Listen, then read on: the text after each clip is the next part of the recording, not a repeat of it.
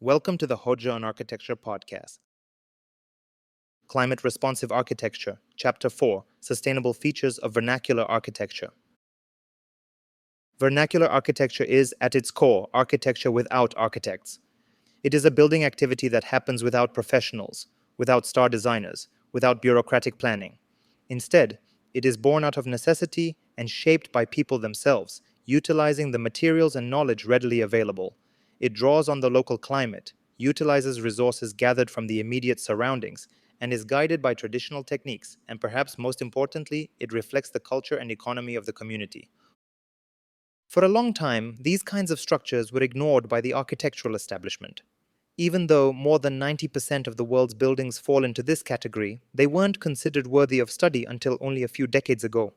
But then came a shift. Several researchers and writers began to examine these buildings, not as curiosities, but as vital expressions of culture. And slowly, vernacular architecture began to gain recognition, not just as a survival strategy, but as a rich and meaningful way of building. What makes these buildings so fascinating is not only their function, but also the way they embody lived experience. A house built by a community is more than shelter. It tells us how people cooked, how they gathered, how they rested, and even how they imagined comfort.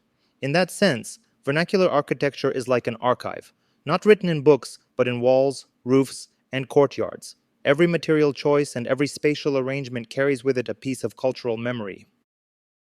Today, when discussing vernacular architecture, research often falls into two broad categories. The first is about identity. These studies demonstrate how vernacular buildings reflect the character of their communities. They remind us that modern cities, with their repetitive designs and reliance on industrial materials, are becoming increasingly similar, and in the process they are losing their distinctiveness. And there is also the matter of resilience. In many cases, vernacular buildings have lasted for centuries, withstanding earthquakes, storms, and even social change. Their endurance raises essential questions for contemporary practice. If such humble structures, made without advanced technology, can survive for generations, then why do many modern buildings struggle to do the same? This comparison prompts us to reconsider the concept of durability and longevity in design.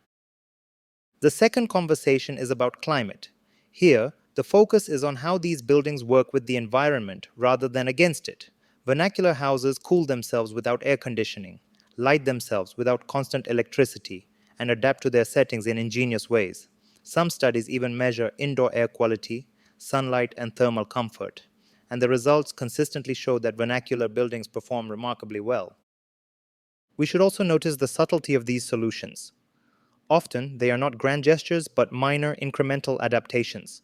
A window placed just slightly differently to catch the breeze, a roof angled to invite winter sun but repel summer heat, or a shaded threshold that becomes both a social space and a thermal buffer.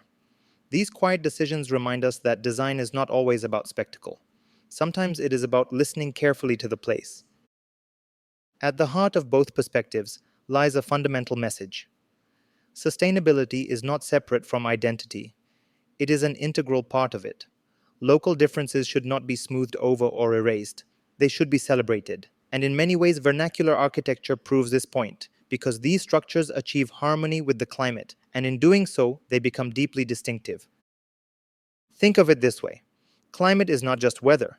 It is the pattern of sun, wind, and temperature experienced in a place for decades. When builders pay attention to these forces, they can shape microclimates, pockets of comfort both indoors and outdoors. This is the essence of climate-responsive design, harnessing the benefits of the climate and mitigating its impacts. By their nature, these buildings are affordable, healthy, and sustainable.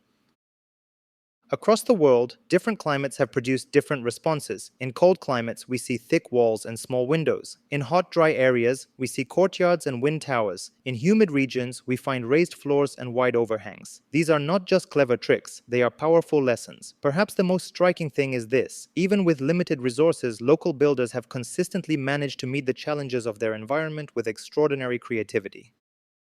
And in doing so, they show us something profound. Nature is not a force to be conquered. It is a context to be understood, adapted to, and ultimately lived with.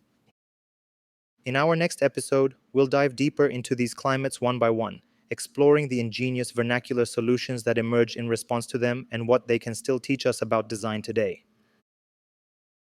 This concludes Chapter 4, Sustainable Features of Vernacular Architecture in the Climate Responsive Architecture series. Thanks for listening. See you in the next episode.